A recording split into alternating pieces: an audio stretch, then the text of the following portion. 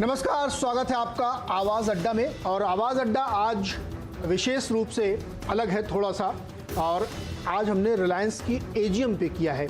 आप सोचेंगे कि एक पॉलिटिकल शो था, इसमें रिलायंस की एजीएम पे हम क्यों बात कर रहे हैं। दरअसल आज उसकी एजीएम थी और उसमें जिस तरीके की बात की गई, जिस तरीके के ऐलान किए गए और जो एक विज़न रखा गया है, इसलिए ज़रूरी है कि इस पे बात करें। देखिए, हमारी आपकी ज़िंदगी का एक बहुत बड़ा पहलू अर्थशास्त्र से जुड़ा हुआ है, हमारी डेली लाइफ से जुड़ा हुआ है। और रिलायंस अब इतनी बड़ी कंपनी हो चुकी है कि हमारी आपकी शायद ही भारतवर्ष में कोई ऐसा व्यक्ति होगा जिसकी ज़िंदगी को वो डायरेक्ट या इनडायरेक्ट टच ना करते हों। तो इसलिए जब उनकी बात हो रही है, एजीएम में बड़े प्लान्स रखे गए हैं, तो बातचीत करना बनता है। और ऐसे विज़न रखे गए हैं जो भारत को सच्चे मायने में आत्मनिर्भर बनाएंगे। ये अभी जब बातचीत में आप आगे सुनेंगे तो आपको यकीन हो जाएगा कि वाकई जो बातें कही जा रही हैं और उनको एग्जीक्यूट किया जा रहा है, वो इस देश के लिए बहुत बड़ी बात है और अनबिलीवेबल है। आपको लगेगा कि इतना बड़ा सपना भारत देख रहा है और उसको पूरा करने की क्षमता रखता है। उसमें रिलायंस इंडस्ट्रीज़ का जो कंट्रीब्यूशन है, उससे आप इनकार नहीं कर सकते। इसीलिए हमने सोचा कि आज आवाज़ अड्डा रिलायंस की एजीएम में कही गई बातों पे हम फोकस करेंगे। हम जिन मेहमानों के साथ आज बातचीत करेंगे उनका आपसे परिचय करा दें। हमारे साथ होंगे मयूरेश जोशी जी, विलियम ओनील के इक्विटी हेड हैं और बहुत अच्छे से फंडामेंटली कंपनियों को, थीम्स को, इकोनॉमीज़ को समझते हैं। साथ ही पंकज महेंद्रू जी हैं, चेयरमैन हैं आईसीईए के, टेलीकॉम मार्केट को दशकों से देख रहे हैं और उसकी पूरी डायनेमिक्स को इन्होंने समझा है कि किस तरीके से हम शुरू हुए थे और आज हम किस जंक्चर पे आके खड़े हुए हैं। इसके साथ ही पुनीत अग्रवाल जी हमारे साथ होंगे, प्रेसिडेंट वायरलेस हैं वीवीडीएन टेक्नोलॉजीज़ के। उनसे भी समझेंगे आप टेक्नोलॉजी पे, इसलिए खास फोकस और ख़ास तौर पे वायरलेस टेक्नोलॉजीज़ पे, क्योंकि जियो की बात ज़्यादा हो रही है और जियो के बड़े प्लान सामने रखे गए हैं। कुछ मोटी बातें आपके सामने रख दूं, फिर इस बातचीत को हम शुरू करेंगे और आपको बाइट्स भी सुनवाएंगे। आज जो एजीएम हुई उसमें 4-5 बहुत बड़ी बातें हुई। एक बड़ी बात ये हुई कि गूगल, जो दुनिया का सबसे बड़ी जायंट कंपनी है, सर्च इंजन चलाती है, उसने जियो प्लेटफॉर्म में निवेश किया है, 7.7% स्टेक लिया है और ये एक बहुत बड़ी रकम है जो रिलायंस के पास आई।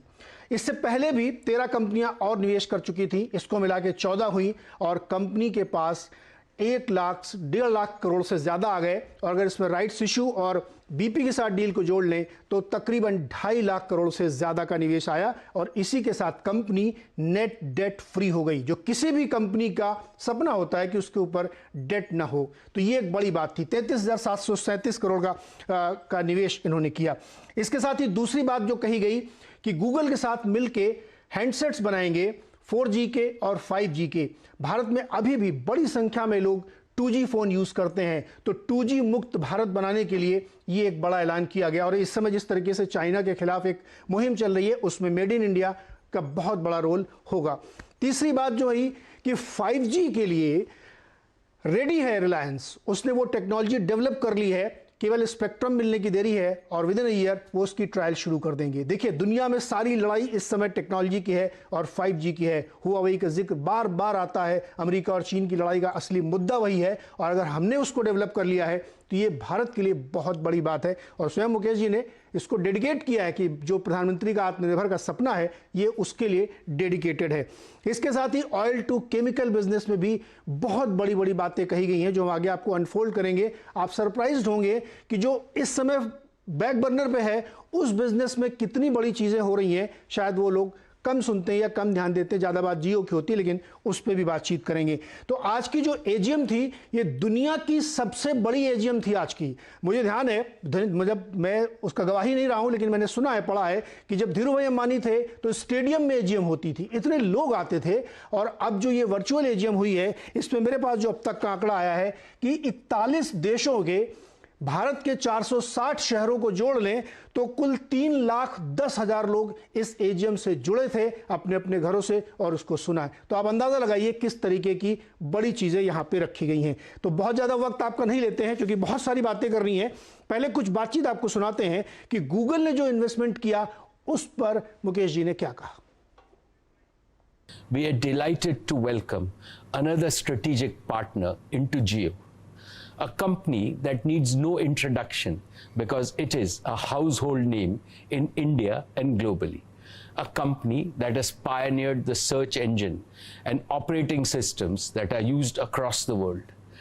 Let me welcome Google to be our strategic partner in Jio Platforms. Today, we have signed a binding partnership and an investment agreement with Google, under which Google will invest 33,737 crores for a 7.7% stake in Jio Platforms. This transaction is subject to regulatory and other customary approvals. With this investment by Google, strategic and financial investors have committed a total of 152,056 crores in the last few months. और इसी के साथ Reliance net debt free हो गई है। ये एक term बहुत क्वाइन होता है, कर्ज उतारना बहुत बड़ी बात थी, और चूंकि फंड रेजिंग की गई, जियो के प्लेटफॉर्म पे बड़ी बड़ी दुनिया की कंपनी आई, फेसबुक आया, गूगल आया, माइक्रोसॉफ्ट आया, इसके अलावा एल कैपिटल आया, तमाम कंपनियां आई, बहुत सारे सॉवरेन फंड्स आए और उससे जो पैसा जुटा और वो नेट डेट फ्री बनाने में रहा। तो सुनते हैं इसमें मुकेश जी ने क्या कहा। This capital raise is significantly in excess of our net debt of 161,035 crores at the end of the financial year 1920. Reliance is now truly a zero net debt company, well ahead of my goal of March 2021. We now have an extremely strong balance sheet that will support all our hyper growth plans for our three businesses, Jio, Retail, and O2C. Our target for capital raise is now complete. तो target complete हो गया है जो fund raising का था, और इसके साथ ही अब जो एक बात मैंने कही कि 5G सॉल्यूशंस प्रोवाइड करेंगे, ये बहुत बड़ी बात है भारत जैसे देश के लिए। अमेरिका नहीं बना पाया, AT&T ने बड़ी कोशिश की, नहीं बना पाए, इसीलिए हुआवेई से झगड़ा चल रहा है कि टेक्नोलॉजी पहले किसके पास आएगी, लेकिन भारत में ये बन रही है। इसका भी ऐलान AGM में किया गया। आइए सुनते हैं। I have great pride in announcing that Jio has designed and developed a complete 5G solution from scratch. This will enable us to launch a world-class 5G service in India using 100% homegrown technology and solution. This made in India 5G solution will be ready for trials as soon as 5G spectrum is available and can be ready for field deployment next year. And because of Jio's converged all IP network architecture, we can easily upgrade our 4G network to 5G. Once Jio's 5G solution is proven at India scale, Jio Platforms would be well positioned to be an exporter of 5G solutions to other telecom operators globally as a complete managed service. I dedicate Jio's 5G solution to our Prime Minister, Shri Narendra Modi's highly motivating vision of Atmanirbhar Bharat. We believe we can design an entry-level 4G or even a 5G smartphone for a fraction of its current cost. But to power such a value-engineered smartphone, we also need an equally value-engineered smartphone operating system, and such an operating system must be designed with India in mind. Google and Jio are partnering to build an Android-based smartphone operating system. Through this partnership, we are confident that we can accelerate the national mission of putting a smart device in the hands of every Indian. तो आपने सुना कि सिर्फ technology नहीं, phone भी बनाए जाएंगे और 4G, और जैसा कि नारा दिया है कि 2G मुक्त भारत बनाएंगे। 2G टेक्नोलॉजी बहुत पुरानी टेक्नोलॉजी हो चुकी है, अब 3G से आगे 4G पे आ गए हैं और अब 5G पे ट्रांजिशन के लिए हम तैयार हैं। भारत में अभी भी 30-35 करोड़ लोग 2G यूज़ करते हैं, तो उसको रिप्लेस करने की बात मुकेश जी कर रहे हैं। पंकज जी, आपने सुना एक बड़ा विजन रखा गया जियो प्लेटफॉर्म्स के लिए और बहुत सारी बातें ऐसी कही गई जो फ्यूचरिस्टिक हैं और रिलायंस इंडस्ट्रीज इसीलिए जानी जाती है कि वो अगले 10-20 साल को विजन कर लेते हैं और प्लान वैसे ही करते हैं। तो जो बात अभी इन्होंने गूगल के संदर्भ में कही, फिर इन्होंने 5G के संदर्भ में कही, आपका टेक क्या है?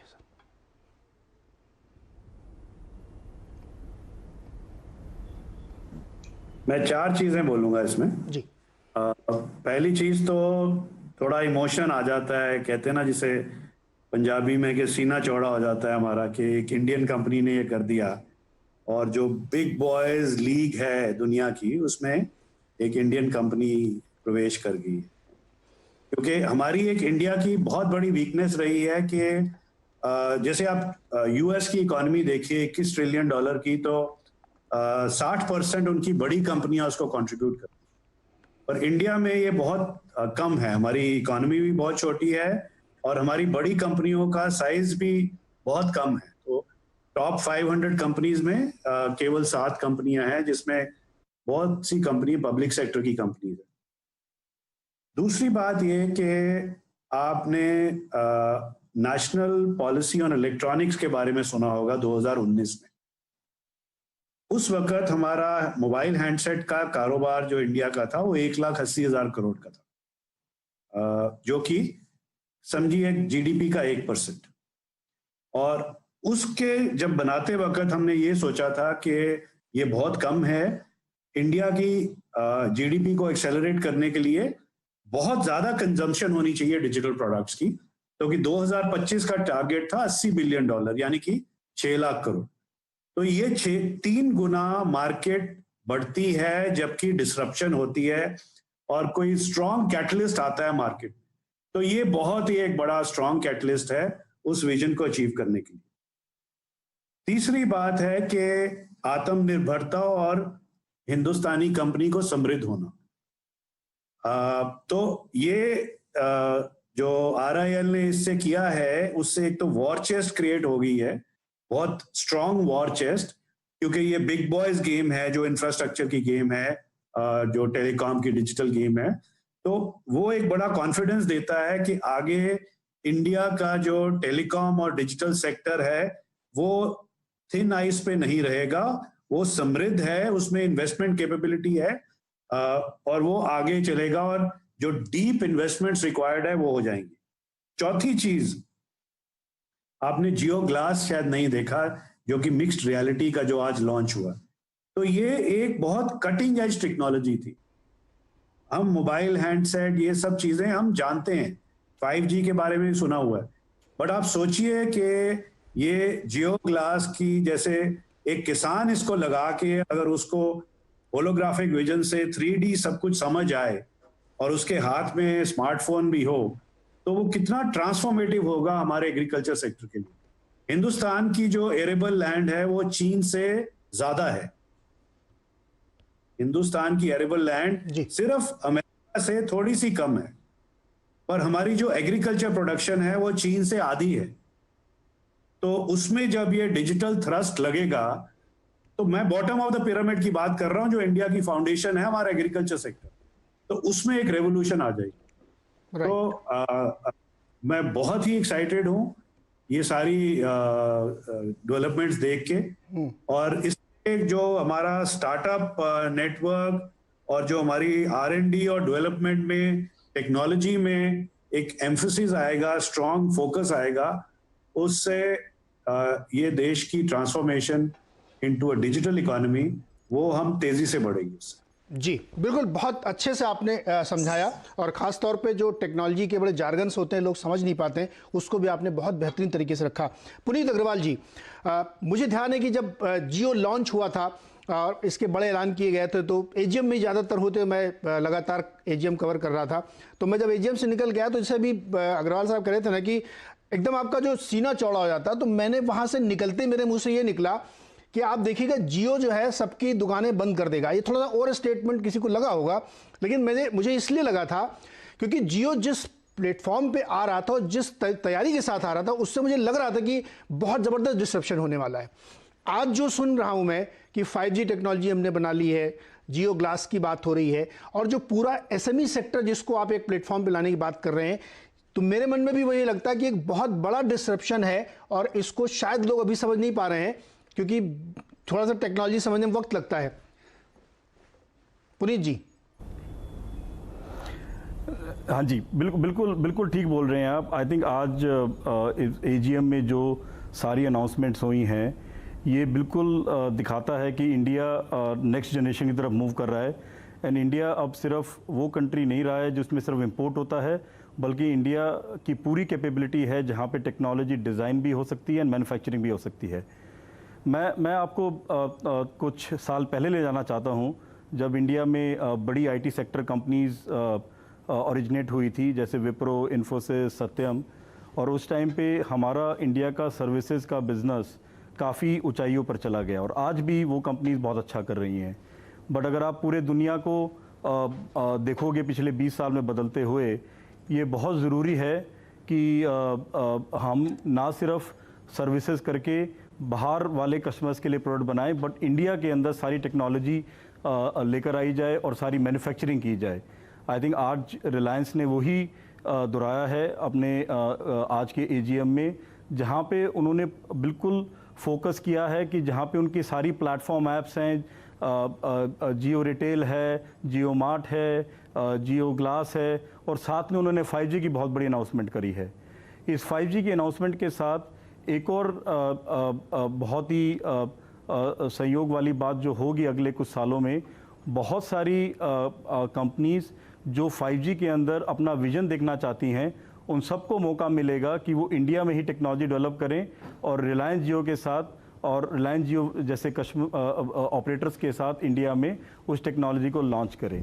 सो मैं बिल्कुल विश्वास करता हूं कि अगर हम लोग सारे एक डायरेक्शन में सोचें, जहां पर इंडिया को ना सिर्फ हमें सर्विसेज नेशन कहा जाए, बल्कि हमें टेक्नोलॉजी का ओरिजिनेटर कहा जाए, टेक्नोलॉजी का इनोवेटर कहा जाए, वहाँ पर यह बहुत ज़रूरी है कि हम जितनी बड़ी टेक्नोलॉजीज़ हैं, 5G है, विजन है, कैमराज हैं, राइट, इन सब टेक्नोलॉजीज़ के ऊपर इंडिया में बहुत सारी R&D हो, और जिस R&D के बाद ना सिर्फ हम अपने इंडिया के लिए प्रोडक्ट्स बनाएं, बट सारे दुनिया में इन प्रोडक्ट्स को एक्सपोर्ट करें।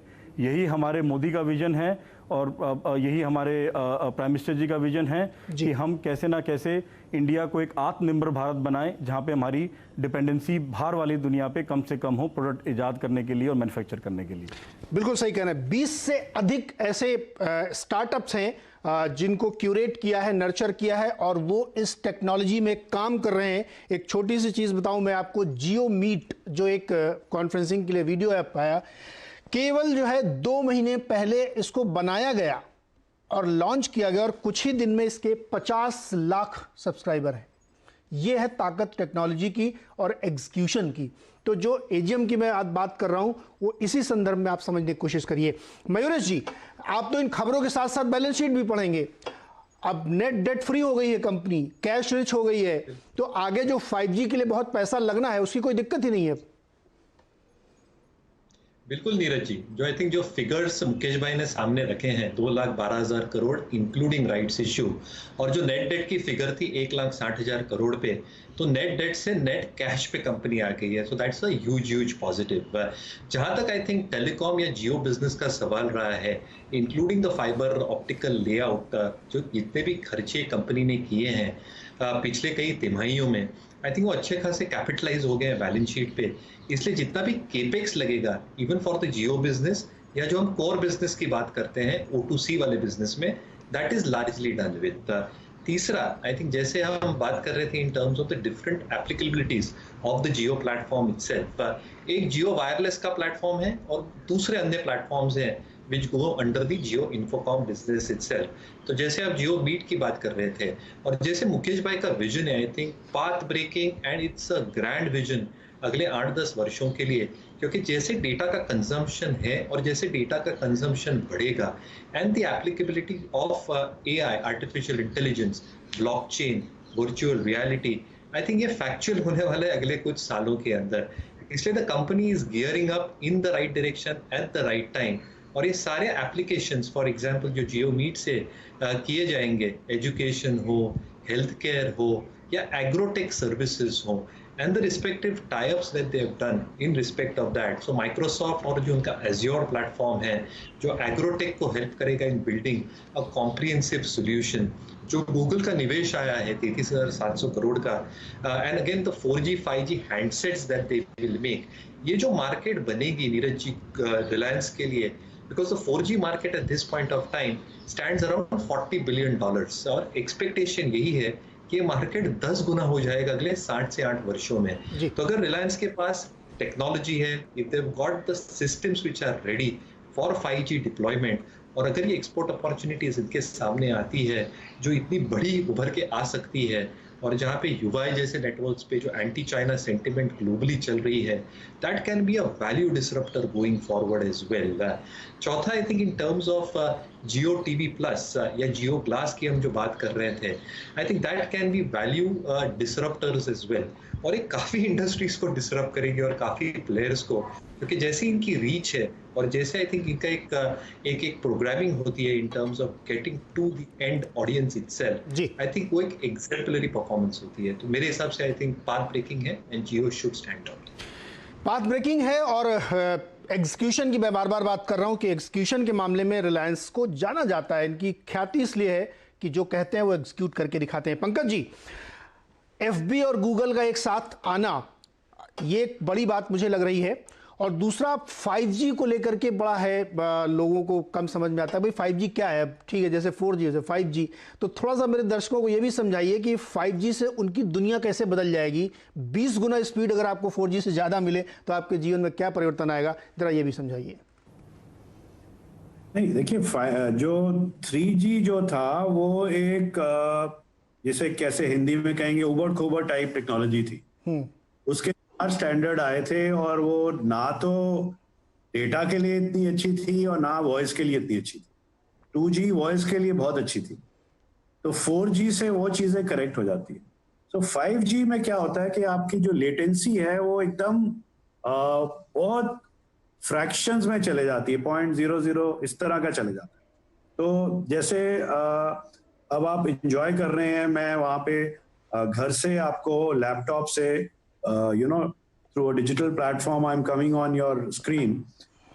उसमें क्या है कि आप इमेजिन करिए कि आप सर्जरी कर रहे हैं, किसी की हार्ट की सर्जरी कर रहे हैं, और आपका जो सर्जन है वो इंडिया में है और सर्जरी हो रही है बांग्लादेश के किसी गांव में या बांग्लादेश में या अमेरिका में हो रही है।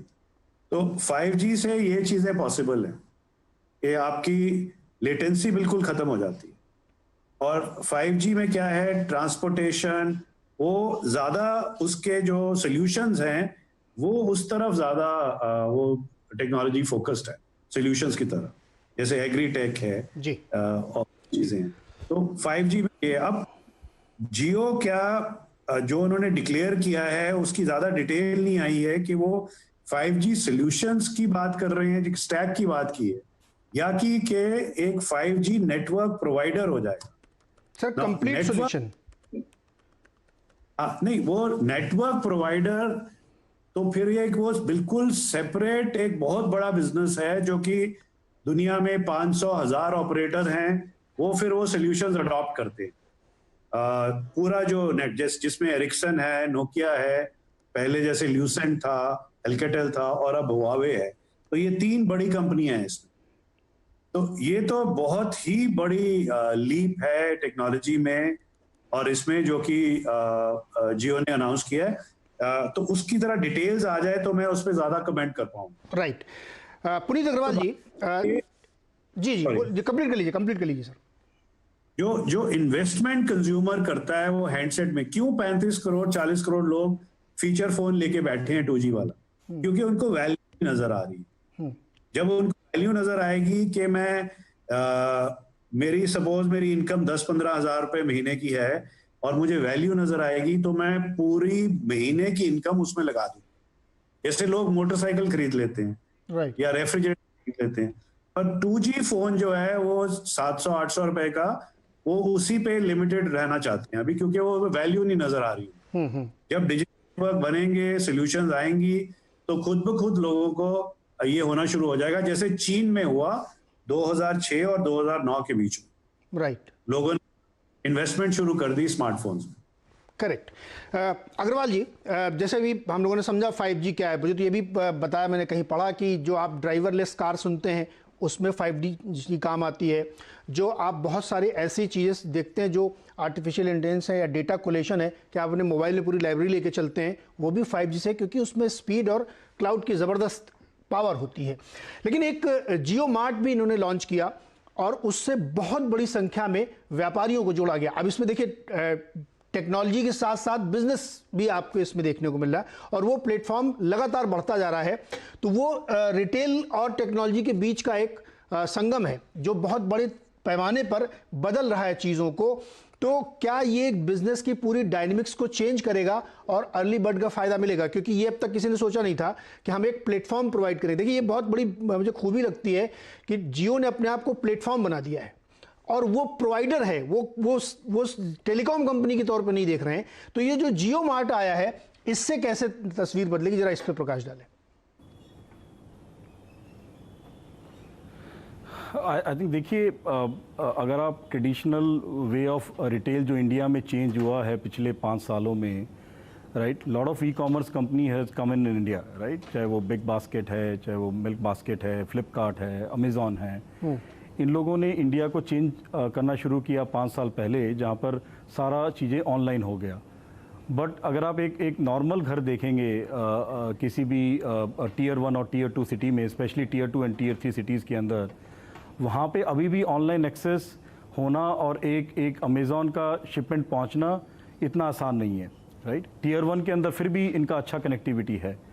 जियो मार्ट से जो सबसे बड़ी क्रांति आएगी वो आएगी जो टियर 2 टियर 3 सिटीज़ हैं वो भी कनेक्ट हो जाएंगे।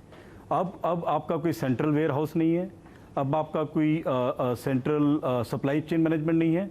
अब हर रिटेल विक्रेता जो चाहे टियर 1 में है, टियर 2 है, टियर 3 है, वो जियो प्लेटफॉर्म पे जुड़ सकते हैं और अपना बिजनेस रन कर सकते हैं अपने कंज्यूमर्स के साथ। So that is a very very big thing, जहाँ पर हम हमेशा ये बात करते थे कि कैसे ना कैसे व्यापारी को या फिर किसान को या फिर जो बिल्कुल एंड वाली चेन को है उसको कैसे फ़ायदा मिले, वो जियो मार्ट से कनेक्ट कर सकता है। इसमें चाहे किसान है, किसान भी डायरेक्टली जियो मार्ट से कनेक्ट कर सकता है और उसका बिजनेस ओनर बन सकता है। तो it is not only about creating a platform. Jio जो सोच रहा है how to create millions of business owners in tier 1, tier 2, tier 3 cities जो अपना बिजनेस रन करेंगे जियो मार्ट प्लेटफॉर्म के थ्रू। और ना ही सिर्फ जियो मार्ट से बिजनेस रन होगा, बट इससे कनेक्टिविटी की जो क्षमता है वो एटलीस्ट 10 टाइम्स बढ़ जाएगी। अगर आप आज देखोगे जो कनेक्टिविटी की रिक्वायरमेंट्स हैं वो हर दिन बढ़ रही हैं, चाहे वो कंज्यूमर के लिए हैं, चाहे वो एंटरप्राइज के लिए हैं, चाहे वो मेडिकल के लिए हैं, जैसा आपने कहा, चाहे वो ऑटोमोटिव के लिए हैं, रोबोटिक्स के लिए हैं। तो ये Jio platform they will further extend to every single industry so that सारे के सारे से बेनिफिट ले सकें। और ऑब्वियसली if ये सारा कुछ होगा तो जियो का 5G network will always get lot of traction and benefit. Right sir. Mayuresh ji, आज चूंकि मार्केट में ट्रेडिंग भी हो रही थी तो रिलायंस के शेयर में ऊपर से प्रॉफिट बुकिंग देखने को मिली, तो कुछ लोगों की ये क्रिटिसिज्म आया कि जो गूगल को स्टेक दिया गया उसका वैल्यूएशन उतना नहीं था जितना बाकी को था, FB के फेसबुक के इक्विवेलेंट था। मेरा सवाल इसमें यह है कि ये केवल इन्वेस्टमेंट नहीं था, गूगल के साथ एक स्ट्रैटेजिक पार्टनरशिप है और जब आप स्ट्रैटेजिक पार्टनरशिप करते हैं तो आपको डिस्काउंट देना पड़ता है। केवल इक्विटी इन्वेस्टर थोड़ी थे वो। तो ये बात मार्केट को क्यों नहीं समझ में आ रही है, जिसको लेकर के इतनी चिंता लोग कर रहे थे? तो कहीं ना कहीं आई थिंक एक एलिमेंट था कि स्टॉक थोड़ा चल भी गया था नीरज जी, और कुछ हद तक I think there was some element of confusion कि आई थिंक जो मार्केट वैल्यूएशंस एंटरप्राइज बेसिस के ऊपर ये शायद थोड़ी कम दिख रही हो। बट आपको दो चीज देखनी चाहिए, जैसे आपने राइटफुली कहा, I think this is a longer term strategy and you have to read between the lines. It is not just coming as a strategic partner जो एक फाइनेंशियल अमाउंट इन्वेस्ट कर रहे हैं, बट आई थिंक जो operating system और जैसे ये develop करेंगे 4G 5G के लिए स्मार्टफोन्स प्लस ऑपरेटिंग सिस्टम्स, और जो ग्रेटर यूसेज होगा इंटीग्रेशन के हिसाब से, I think that can be a fantastic effort for the Jio platform itself.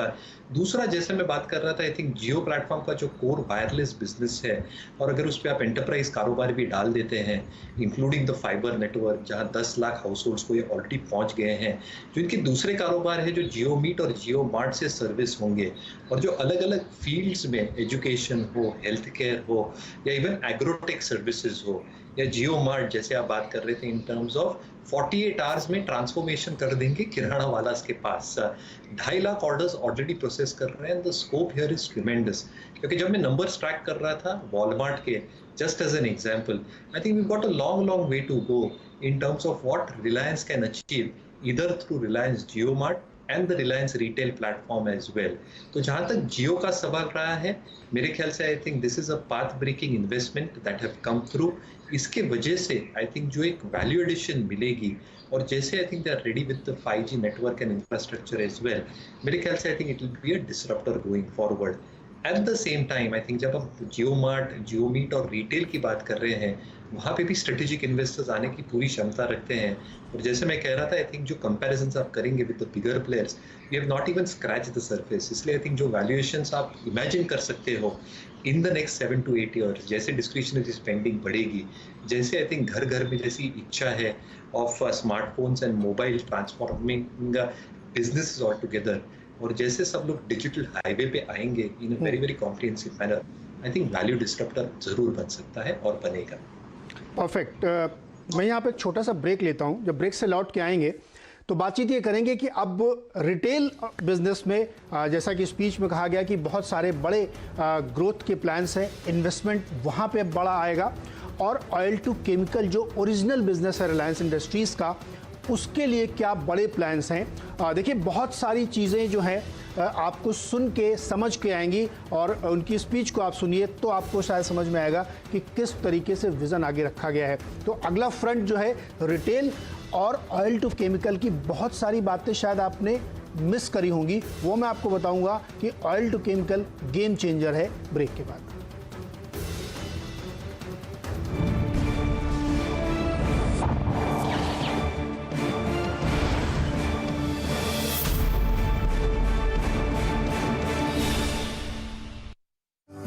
स्वागत है एक बार फिर से आपका आवाज अड्डा में। और आज हम चर्चा कर रहे हैं रिलायंस की एजीएम के जो बड़े बड़े ऐलान किए गए और एक नए इंडिया का ड्रीम सामने रखा गया है, उसको समझने की कोशिश कर रहे हैं कि कैसे बदलने वाले हैं किस्मत, और हम सब के लिए भी बहुत बड़ी चीज़ें आने वाली हैं। तो हमने ब्रेक से पहले चर्चा की काफ़ी विस्तार में कि जियो प्लेटफॉर्म्स में क्या क्या हुआ, कितने लोगों ने इन्वेस्ट किया, पैसा आया, नेट डेट फ्री हो गया, और कैसे वो बदलेगा। अब दूसरा एक बड़ा सेगमेंट है रिलायंस इंडस्ट्रीज़ का रिटेल का बिजनेस, जिसमें आप रिलायंस डिजिटल में, रिलायंस की कपड़ों की दुकानों में, फुटवेयर में, सब जगह आप जाते होंगे। वो एक बड़ा ग्रोथ पाथ है। आपको बता दूं, भारत की सबसे बड़ी रिटेल कंपनी रिलायंस रिटेल है। उसके जितने भी स्टोर्स हैं वो सब टियर 2, टियर 3, टियर 4 सिटीज़ में ज़्यादा उन्होंने खोले हैं और उसको कनेक्ट करके रखा है। ऑनलाइन बिजनेस भी आजियो के तहत है। तो आज की जो बातचीत हुई पुनीत जी, उसमें यह कहा गया कि रिटेल के बिजनेस में अब फोकस होगा, और आने वाले वक्त में अब वहां पे भी बड़ी पार्टनरशिप्स की जाएंगी। 100 से अधिक ग्लोबल ब्रांड्स रिलायंस के रिटेल के साथ जुड़े हुए हैं, और उसके लिए लेकर के बड़े प्लान है। बहुत प्रॉफिटेबल है। एबिटा आपने सुना ही होगा कितने ज़बरदस्त हैं इनके। वैल्यू रेवेन्यू के हिसाब से भारत की सबसे बड़ी कंपनी हो गई है, और स्टोर एक्सपेंशन बहुत ज़बरदस्त कर लिया है इन्होंने। तो अब यहाँ पे भी वैल्यू अनलॉकिंग और नए प्लेयर्स के साथ टाई अप।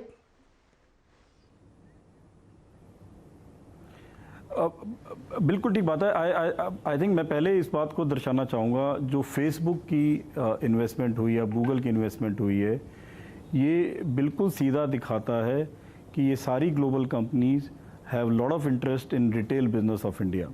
हमारा कंज्यूमर इतना बड़ा है, उसकी परचेजिंग पावर इतनी बड़ी है कि हर कंपनी ये चाहेगी कि वो इंडिया में आके कंज्यूमर के साथ जुड़े, राइट। इसीलिए फेसबुक, व्हाट्सएप, गूगल, इन सब ने रिलायंस में इन्वेस्ट किया है। रही एज़ फार एज रिटेल की, ये बहुत बड़ी अपॉर्चुनिटी होगी बहुत सारे लोकल ब्रांड्स के लिए जियो के साथ जुड़ने के लिए। बिल्कुल एक नया बिजनेस मॉडल बन सकता है भारत में, जहां पर लोकल ब्रांड्स अपने ही एक लोकल प्लेटफॉर्म पे काम करेंगे और सीधा बेनिफिट जाएगा। ये बिल्कुल अगर आप अमूल की स्टोरी देखेंगे, ये भी यही स्टोरी थी। उन्होंने सारे इंडिया को एक साथ जोड़ के लोकल ब्रांड बनाया। आई थिंक जियो ने उसको एक नया रूप दे दिया है, जहाँ पे अब कोई भी लोकल रिटेल ब्रांड अपना ब्रांड लेके जियो के साथ जुड़ सकता है। और ना ही सिर्फ रिलायंस जियो स्टोर में, अब ये रिलायंस स्मार्ट के थ्रू ये पूरा ई कॉमर्स भी कर सकता है। तो ये तो बहुत बड़ा रेवोल्यूशन है, and I think a lot of people will follow this revolution with Reliance. I hope like Reliance lot of other technologies, lot of other platform will come up in India, और ये बहुत बड़ा इकोसिस्टम बन जाएगा जहाँ पे सारा कुछ ही लोकल हो रहा है। ये तो बहुत बड़ा विजन है। राइट। पंकज जी, मैं अपना एक्सपीरियंस शेयर करना चाहता हूँ आपसे। नए प्रयोग करने में रिलायंस इंडस्ट्रीज़ का कोई जवाब नहीं है। आप इनके किसी कपड़े वाली दुकान में जाइए रिलायंस के रिटेल में, तो मैं एक बार गया तो मैंने देखा कि बहुत कम लोग थे वहाँ पे। तो मेरे मन में आया कि लोग या क्या दुकान कम चलती, कम लोग थे। तो मैं वहाँ पे गया, मैंने 2-3 सामान पसंद किए। तो जो उसका सेल्समैन था उसने कहा कि आप कियोस्क में चलिए मेरे साथ, तो और वहाँ पे आप सेलेक्ट कर लीजिए सेम प्रोडक्ट, क्योंकि आपने ट्रायल ले लिया है, ये आपके घर पर डिलीवर होगा और आप पैसे वहीं दीजिएगा। यहाँ पे करने के, यहाँ लेने की ज़रूरत नहीं है। ये एक एक्सपेरिमेंट है इनका कि रिटेल के जो ब्रिक एंड मोर्टार स्टोर्स हैं उनको भी आप कैसे ऑनलाइन में कन्वर्ट करें। ये है इस रिलायंस रिटेल की कहानी, जहाँ पे नए एक्सपेरिमेंट हो रहे हैं और अभी लोगों को समझ में नहीं आ रहा है। उनको लगता है कि अच्छा रिलायंस के इतने स्टोर्स हैं, कैसे हो रहा होगा। थोड़ा इस पर प्रकाश डालिए कि कैसे बेहतरीन टेक्नोलॉजी का इस्तेमाल उन्होंने किया कि आप दुकान में जाइए, कपड़े पसंद कीजिए, ट्रायल लीजिए और कियोस्क पे उसका ऑर्डर करिए, घर पे आएगा, पैसे वहाँ दीजिएगा। देखिए, एक मैं पहली चीज वो आपको कहना चाहता था, जो आप कुछ, मैं स्टॉक मार्केट का एक्सपर्ट बिल्कुल नहीं हूँ जी, बट आपने वो कहा कि कुछ डिस्काउंट हो गया, जी जी जी जी, कुछ ले गया वगैरह वगैरह। देखिए, हम 130-140 रुपए के आरपू पे हैं महीने का। राइट। क्या इंडियन कंज्यूमर जो है वो समझता नहीं कि इससे क्या वैल्यू मिल रही है? तो 200, 250, 300 रुपए के आरपू पे जब ये हिट करेगा तो ये केवल जियो नहीं, सारी टेलीकॉम इंडस्ट्री पे एक ट्रांसफॉर्मेशन इफेक्ट आएगा। मैं कोई ऐसा लीडिंग स्टेटमेंट नहीं दे रहा कि गूगल की वैल्यू कम है या जो भी है, बट मैं आपको एक पर्सपेक्टिव दे रहा था मैक्रो, कि लॉन्ग टर्म में इस सेक्टर कितना अट्रैक्टिव सेक्टर है, राइट जी। दूसरी बात रही रिटेल की। अब क्या है कि रिटेल हमारे दुकानदार के दिमाग से चलता है, राइट। जो इंडियन जैसे केमिस्ट है, उसके सब कुछ दिमाग में होता है कि मेरे पास ये 1000 दवाइयां हैं, ये यहाँ रखी हुई है, यहाँ रखी हुई है ना। उसकी एक लिमिटेशन होती है दिमाग की, राइट। उससे क्या है कि उसमें उसको प्रेशर पड़ता है। इंडियन रिटेलर हमेशा टेंशन में रहता है क्योंकि वो डिजिटल मीन्स यूज नहीं करता। तो ये डिसरप्शन नहीं है, ये इनेबलमेंट है। इसको डिसरप्शन मत बोलिए, ये इनेबलमेंट है, क्योंकि जो उसके SKUs हैं उसको कैसे उसको अरेंज करना है, कितने उसको चाहिए ताकि वो आउट ऑफ स्टॉक ना हो, और उसके बाद सप्लाई चेन आती रहे, उसका स्टॉक कीपिंग यूनिट की कितनी उसको स्टॉकेज चाहिए और उसको पीछे से कितनी सप्लाई चाहिए, एक्सेट्रा एक्सेट्रा। ये सब चीजें उसमें प्लान हो जाएगी और अपने कस्टमर को वो भी डिलीवर कर सकते हैं। तो ये एक बहुत बड़ा इनेबलिंग फैक्टर है जो कि हमारे ब्रिक एंड मॉर्टर स्टोर्स के लिए ये अरेंज कर दिया जाए। तो मैं आपसे रिक्वेस्ट करूंगा कि आप वहां फिजिकली जाके एक स्टोरी कीजिए, ताकि जो इंडिया के दुकानदार को समझ आए कि उसमें कितना इनेबलिंग प्रोविजंस हैं डिजिटाइजेशन में, राइट। अब हमारी पैकिंग देखिए, हम MRP लेबल लगाते हैं। अब ये इंडिया में MRP लेबल लगता है, वो क्यों है? क्योंकि हम वही पुरानी लेगेसी में हैं कि लोगों को नजर आना चाहिए। अब सारा पैकेजिंग चेंज हो सकता है, पैकेजिंग में बहुत डायनामिज्म आ सकता है। जैसे एक स्मार्टफोन है, उसमें QR कोड है, उस पर आपने लगाया, आपको लेटेस्ट प्राइस मिल गई, उसके साथ ऑफर भी और आपको उसके फीचर्स मिल गए। क्योंकि लोग इतने जागरूक हो गए हैं कि दुकानदार से तरह तरह के सवाल पूछते हैं टेक्नोलॉजी के, जो वो जवाब नहीं दे पाते। तो वो सारा टेक्नोलॉजी इनेबलमेंट लोकल लैंग्वेजेस से हो जाएगा। तो बहुत वैल्यू आएगी कंज्यूमर्स के लिए, दुकानदारों के लिए, और इससे देश और आगे बढ़ेगा तेजी से। करेक्ट। मयूरेश जी, 12,000 स्टोर हैं और उसमें से ज़्यादातर 2/3 आप कह लीजिए छोटे छोटे स्मॉल टाउन्स में है। स्ट्रेटजी देखिए, आप मार्केट टैप करना है तो आप मुंबई दिल्ली में क्यों इतना परेशान हो रहे हैं?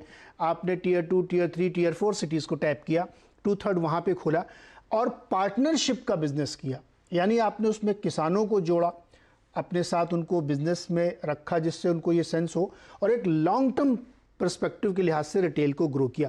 तो जो कि मार्केट इन सब चीज़ों के साथ साथ ये भी वॉच करता है कि अच्छा इसमें वैल्यू अनलॉकिंग कैसे होगी, पैसा और कितना आएगा।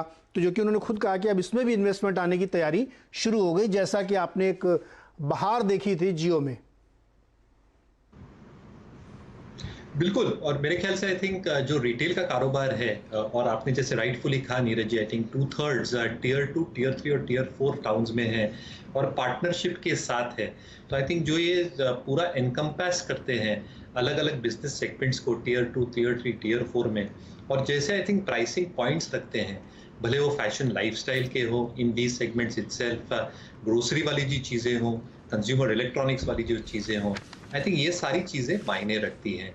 दूसरा आई थिंक जो उन्होंने एक इम्पॉर्टेंट पॉइंट कहा था EGM में, इनके रेवेन्यूज पिछले 5 वर्षों में 8 गुना बढ़े हैं रिटेल कारोबार में।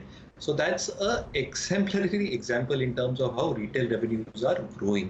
तो मेरे ख्याल से आई थिंक जो मार्केट कैपिटलाइजेशन है at this point of time, जो अजम्पशंस हम ड्रॉ करते हैं इन terms of study growth going forward, वो आप अलग अलग बिजनेसेस इसमें ले लेंगे, जो ग्रोसरी है, फैशन लाइफस्टाइल है, कंज्यूमर इलेक्ट्रॉनिक्स है, कनेक्टिविटी, और कहीं ना कहीं आई थिंक फ्यूल रिटेलिंग का भी जो कारोबार इसमें थोड़ा सा जुड़ा जाता है। सो इनको आई थिंक अगर आप इनकॉर्पोरेट करते हैं पूरी तरीके से, तो मेरे ख्याल से I think going forward and with a value investor coming in, जैसे मुकेश अंबानी साहब कह रहे थे, I think this part of the business can itself be valued around 5 lakh to 6 lakh odd crores. Telecom business, जैसे हम बोल रहे थे, Jio, wireless and the other business itself can be easily valued around 8 to 9 lakh crores. तो अब बात समझिए कि आज की जो मार्केट कैप है, ये दोनों जो कंज्यूमर फेसिंग बिजनेसेस हैं, a large part of that is taking care of that, और स्टैंड अलोन को तो हम गिन ही रहे हैं। तो कहीं ना कहीं आई थिंक जो रिटेल कारोबार है that should grow at a very very steady pace, और इसका मार्केट कैप अच्छी तरह से ग्रो होगा फ्रॉम द एग्जिस्टिंग 3 से 3.5 lakh crore around 5 to 6 lakh crores in the next 4 to 5 years. Right. अब थोड़ा सा बात ऑयल टू केमिकल की बिजनेस करते हैं, जो इनका ओरिजिनल बिजनेस है। आज के स्टेटमेंट से शुरू करते हैं। इन्होंने एक बात कही कि ब्यूटाइल रबर का जो प्लांट इनका है वो वर्ल्ड की टॉप 10 कंपनियों में शामिल हो गया है। दर्शकों की जानकारी के लिए बता दूं कि ब्यूटाइल रबर एक ऐसा प्रोडक्ट है जिसका इस्तेमाल टायर इंडस्ट्री में होता है, मेडिकल में होता है, रिटेल में होता है, पैकेजिंग में होता है। इट्स वाइडली स्प्रेड, बहुत बड़ा मार्केट है इसका। और रिलायंस के जो केमिकल प्रोडक्ट्स हैं या जो बाई प्रोडक्ट हैं, पेट्रोकेमिकल जिसको हम बोलते हैं, वो इतने बड़े साइज और क्वांटम में पूरे देश में चलते हैं कि आपको पता भी नहीं होगा कि ये प्रोडक्ट कहाँ से आता है। तो ये जिक्र इसलिए कर रहा हूँ क्योंकि आज की ये रिलीज में या स्पीच में कहा गया है कि ब्यूटाइल रबर का और ज़बरदस्त गेन उससे इसलिए होगा क्योंकि हमने एक शब्द शुरू में कहा था कि हमारी आपकी ज़िंदगी कोई ऐसा पहलू नहीं जहाँ पर रिलायंस आपको टच ना करता हो। आप फ्यूल रिटेलिंग में भी आप देखिए BP के साथ उतर गए हैं। वो फ्यूल रिटेलिंग केवल एक पेट्रोल पंप नहीं होगा, वो पूरा कंप्रहेंसिव एनर्जी स्टेशन होगा जहाँ पे आपको बैटरी के चेंज करने के लिए भी मिलेगा, जहाँ पे आपको फॉसिल फ्यूल भी मिलेगा, जहाँ पे रिटेल स्टोर भी होगा, जहाँ पर रिफ्रेशमेंट भी होगा। ऐसे मॉडल के साथ वो उतरने की तैयारी कर रहे हैं। तो जो ऑयल टू केमिकल की पूरी कहानी है उसमें अब उसको हाइव ऑफ किया जाएगा, उसको स्पिन ऑफ करके एक अलग कंपनी के तौर पे रखा जाएगा और उसमें बड़े इन्वेस्टमेंट लाने की तैयारी है। कुछ लोग कहेंगे भाई अरामको वाली डील नहीं हो पाई। देखिए इसलिए नहीं हो पाई क्योंकि उसमें टाइमलाइन डिले हुआ, कोविड का इतना डिसरप्शन था, ओपेक अपने में परेशान था, क्रूड प्राइसेस बहुत नीचे गए, तो सऊदी अरब ने डिले किया, तो खैर छोड़ दीजिए आप। इसलिए कि हमारा बिजनेस इंटैक्ट है रिलायंस का और जिस तरीके की वैल्यू अनलॉकिंग है, मैंने एक एग्जांपल आपको केवल ब्यूटाइल रबर का दिया, ऐसे 20 पेट्रोकेमिकल मैं जानता हूं क्योंकि मैं इसको 20 साल से कवर कर रहा हूं। ओरिजिनल रिलायंस को जो पेट्रोकेमिकल कंपनी है, ऑयल कंपनी थी, तो इसमें भी बड़ी वैल्यू अनलॉकिंग है। देखिए इसमें एक बात और कही गई मयूरेश जी कि जो कार्बन एमिशन है, क्लीन एनर्जी है, उसको वो 2035 तक जीरो पे ले आएंगे और इसको कन्वर्ट करेंगे प्रॉफिटेबल बनाने के लिए। वो केवल एमिशन एक वेस्ट एनर्जी के तौर पर नहीं होगा, उसको यूजफुल एनर्जी में कन्वर्ट करेंगे। इस तरीके की तैयारी चल रही है। तो ऑयल टू केमिकल में भी आपका कितना भरोसा है कि ये बिजनेस यहाँ से आउट परफॉर्म करेगा? बिल्कुल करेगा, और मैं 2-3 आपको बहुत अहम पॉइंट्स रखता हूं आपके सामने नीरज जी। पहली बात, आई थिंक जो रिफाइनिंग का कारोबार होता है, I think predominantly 60 to 70% petrol, diesel या एटीएफ जो एयरलाइंस को फ्यूल लगता है, इसका कारोबार होता है। और यहाँ पे जो अपनी सरकारी कंपनियां हैं, इसके पास अच्छा खासा डिस्ट्रीब्यूशन नेटवर्क भी है और रिटेलिंग का कारोबार भी है। जो रिलायंस प्रोड्यूस करती है specifically refining part of the business पे, यहाँ पे दिक्कतें और अटकलें आ रही हैं, and the vision is very very clear. तो आप बात को समझिए कि आई थिंक जो रिफाइनिंग टू पेटकेम का ये जो एक पूरी जर्नी ये सोच रहे हैं at this point of time, और इन्होंने जो ऑलरेडी स्टार्ट कर दी है, दैट इटसेल्फ शोज कि आई थिंक जो बिजनेस गोइंग फॉरवर्ड है ये पेटकेम की तरफ ही है। दूसरा, इन terms of the feedstock itself, अभी जो फीडस्टॉक होता है, ये सारी चीजें जो पेटकेम के लिए लगती है, आज के तारीख में आई थिंक ग्लोबल प्लेयर्स की भी आप बात करें, एक्सॉन मोबिल को ले लीजिए, शेल को ले लीजिए, सऊदी अरमको को ले लीजिए, all these businesses are having capacity expansions done to convert a large part of their oil business to the chemical business itself. इसलिए बहुत ज़्यादा investments हो रही है to convert a lot of products that can be end used in the petrochemical business itself. इसका कारण यही है, जो profitably होती है per barrel in a petrochemical product is far larger than a refining product. Reliance के उदाहरण देता हूं, आई थिंक जो $6-6.5 प्रॉफिटेबिलिटी ये रिफाइनिंग पे कमाते हैं इन terms of the refining products, petchem products पे ये $15 से $16 प्रति बैरल कमाते हैं। आज की तारीख में, and assuming the numbers of last years balance sheet, 23 से 25% के आसपास इनका कन्वर्जन था। जो नाफ्ता, पॉलीप्रोपिलीन, एलपीजी, इथेन, इसकी अवेलेबिलिटी इनके पास है, they can easily go forward in terms of the capex that they have done through the पेटको गैसिफायर एज एन एग्जाम्पल। और जो अलग अलग टेक्नोलॉजीज आएंगी through their partner as the hive of their business, एक बहुत जबरदस्त वैल्यू अनलॉक होगा towards the petchem side of the business. अभी जो वैल्यूएशंस मिलते हैं petchem on an every beta basis, I think is far larger compare to refining, क्योंकि expectation यही है कि जो जीआरएम्स है ये शायद $3 से $4 पे रहेंगे, हालांकि रिलायंस के $8 से $9 आ सकते हैं। तो मुझे लगता है I think it's a very very smart move to convert the majority part of the business to a petchem, जहाँ पे वैल्यूएशन अनलॉकिंग होगी, वैल्यूएशंस मल्टीपल ज्यादा मिलेगा और मार्जिन एक्रीटिव भी होगा। बिल्कुल सही। देखिए, बहुत सारे लोग समझते हैं कि केवल तेल लाए, रिफाइन किया और पेट्रोल डीजल एटीएफ भेजा। देखिए, पेट्रोकेमिकल बहुत बड़ा साइज़ है, उसके बहुत सारे इस्तेमाल हैं। जो आप प्लास्टिक यूज़ करते हैं, जो आप रबर यूज़ करते हैं, जो आप कंपाउंड यूज़ करते हैं, ये सब उसी के डेरिवेटिव्स हैं जिस पे काम करते हैं। तो ये बड़ा कॉम्प्लेक्स बिजनेस है, इसको एक दिन में या इस छोटे शो में आपको समझा नहीं सकते। पंकज जी, आप इसमें अगर कमेंट करना चाहें, हालांकि आप उसके ज़्यादा विशेषज्ञ हैं, लेकिन चूंकि मैं इस बात को इसलिए रख रहा हूँ क्योंकि original business back to business है, जिसकी बात कम होती थी, अब वो फिर से आया। एक स्टेटमेंट मेरे सामने रखा हुआ है, इसमें लिखा हुआ है कि अगली जो $1 ट्रिलियन अपॉर्चुनिटी है वो इस सेगमेंट में है, और वो उसको पूरी तरीके से new energy and new material platform के तौर पे डेवलप करेंगे, जिसमें वर्ल्ड लेवल की टेक्नोलॉजी और फाइनेंशियल इन्वेस्टमेंट आएगा। तो ये इस पर अगर आप कमेंट करना चाहें तो पंकज जी। आई थिंक जो सबसे सिग्निफिकेंट बात थी ना जी, वो है कि जीरो कार्बन फुटप्रिंट बैलेंस, उसकी एक डेट अनाउंस की थी, जो कि एक पेट्रोकेमिकल और पेट्रोलियम रिफाइनिंग कंपनी की तरफ से ये एक बहुत बड़ा स्ट्रेटेजिक स्टेटमेंट है।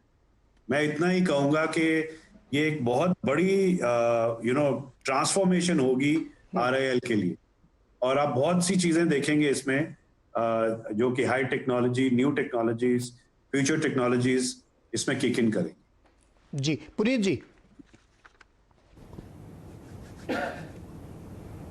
हाँ जी नीरज जी। सर, ये जो ऑयल टू केमिकल बिजनेस, मैं या जी, हाँ जी।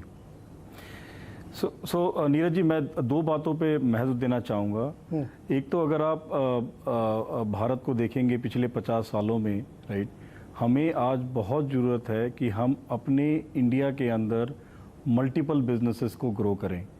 आज हमारी जो पॉलिसीज़ रही हैं पिछले 50 सालों में वो अच्छी हैं और अच्छी भी रहेंगी, बट जो फोकस होना चाहिए वो यही होना चाहिए कि इंडिया में डेरिवेटिव बिजनेस कैसे बढ़ेंगे। ये जो पेट्रो टू केमिकल स्ट्रेटजी है रिलायंस जियो की, इससे ना ही सिर्फ रिलायंस जियो का, बट जैसे आपने कहा कि बहुत सारी इंडस्ट्रीज़ के लिए जो रॉ मटेरियल यहाँ बनेगा, चाहे वो रबड़ है, चाहे वो और भी रॉ मटेरियल बनेगा, उससे जो इंडस्ट्रीज़ की ग्रोथ होगी, उनकी जो डिपेंडेंसीज हटेगी बाहर के रॉ मटेरियल्स इंपोर्ट करने में, ये बहुत बड़ा स्टेप होगा। That is one, right. दूसरा, हमारे इंडिया को आज बहुत बड़े एक्सपोर्ट की ज़रूरत है। हम हमेशा इंपोर्ट इंसेंटिव कंट्री रहे हैं, बट जो हमारी गवर्नमेंट की पिछले 10 सालों में पॉलिसी रही है, उससे they want to promote lot of exports. और अगर ये पेट्रो से केमिकल इंडस्ट्री में जाएगा, ना ही सिर्फ टेक्नोलॉजी को बढ़ोतरी मिलेगी, बट एक बहुत बड़ी अपॉर्चुनिटी क्रिएट होगी इंडिया में, जहाँ पे सारा रॉ मटेरियल हम एक्सपोर्ट कर सकते हैं। इस बात पे मैं ज़रूर एम्फेसिस करना चाहूँगा। Exporting a raw material from India to outside industries is going to be a game changer for India. So अगर रिलायंस इस पेट्रो टू केमिकल के अंदर raw material for lot of derivative industry they provide to Indian companies और बाहर की company के लिए, ये बिल्कुल गेम चेंजर होगा। बिल्कुल, ये सारी चीज़ें ऐसे स्पीच में कही गई, इसलिए हमने आपके सामने डिकोड किया। अंत में मयूरेश जी, लक्ष्य आपने कोई निर्धारित किया होगा अब तक रिलायंस के लिए? बिल्कुल, तो मेरे ख्याल से आई थिंक नीरज जी एक सिप चालू करिए, क्योंकि I think that is the best way to play this stock going forward, क्योंकि जितनी भी डेवलपमेंट्स होने वाली है आई थिंक अगले कुछ तिमाही में होगी और मेजॉरिटी स्केल पे होगी in terms of value transition, value migration and value disruption as well. तो मेरे ख्याल से आई थिंक सिप चालू करिए, मेरे ख्याल से 15-20% की अपसाइड आराम से देखी जा सकती है। जी, तो चलिए, हमने इस चर्चा की, आपको बहुत कुछ समझ में आया होगा। जाते जाते आपके सामने जल्दी से रैप कर देता हूँ 3-4 चीज़ों के, कि आज जो स्पीच रखी गई है इसमें एक बड़ा विज़न रखा गया है और वैल्यू अनलॉकिंग की जो इन्वेस्टर्स हमारे चिंता कर रहे हैं उनको भरोसा होना चाहिए, क्योंकि ये कहा गया है कि जियो का IPO लाके उसकी लिस्टिंग कराई जाएगी। दूसरा, ऑयल टू केमिकल बिजनेस को अलग किया जाएगा और उसमें भी बड़े इन्वेस्टर्स आने के लिए तैयार हैं, वो रखा जाएगा, उसका भी रिटेल हो रहा है। इसके अलावा आप ध्यान दीजिएगा कि जो कुछ लोग ये कह रहे हैं कि गूगल को सस्ते में दिया 15% डिस्काउंट में, मैं फिर से दोहरा देना चाहता हूँ कि स्ट्रैटेजिक डील और केवल इन्वेस्टमेंट डील में फ़र्क होता है। गूगल की डील फाइनेंशियल इन्वेस्टमेंट के साथ साथ स्ट्रैटेजिक डील है, जिसमें बहुत बड़ा फ़ोन का बिजनेस शामिल है, इसलिए आपको दिख रहा है। और अंत में मैं सिर्फ इतना कहना चाहूँगा कि ज़मानों से ये कहा जाता है कि रिलायंस अपने एग्जीक्यूशन के लिए विख्यात है, जो वो कहते हैं वो करके दिखाते हैं, और जियो का प्लेटफॉर्म इसका उदाहरण है। 35 से 38 करोड़ सब्सक्राइबर इतने कम वक्त में जुटा लेना मजाक नहीं है। तो इसलिए इसी शुभकामनाओं के साथ कि हम 5G में आत्मनिर्भर बनेंगे। बहुत बहुत शुक्रिया आप सब मेहमानों का हमारे साथ जुड़ने के लिए। देखते रहिए CNBC आवाज़।